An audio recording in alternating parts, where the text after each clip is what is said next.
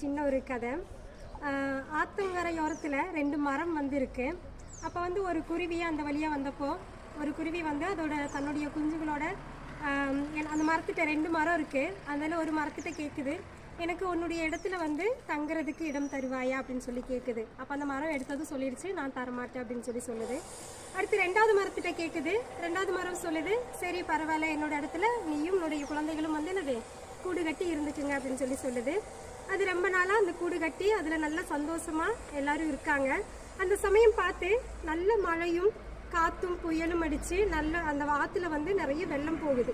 அப்போது அந்த முதல் மரம் இருக்கு இல்லையா, அது வந்து அந்த வெள்ளத்தில் வந்து என்னது அடிச்சுட்டு போகுது, உடஞ்சி அடிச்சுட்டு போயிடுச்சு. அப்போ போகிற சமயத்தில் இந்த குருவி கேட்குது, அன்னைக்கு நீ எனக்கு வந்து என்னது உன்னோட இடத்துல தங்குறதுக்கு இடம் தர மாட்டேன்னு சொல்லிட்டில்ல, இப்போ உனக்கு என்ன நிலைமை வந்துச்சு, நீயே இந்த ஆற்றுல அடிச்சுட்டு போகிற நிலைமை வந்துருச்சுல்ல அப்படின்னு சொல்லி நினச்சி கேலியாக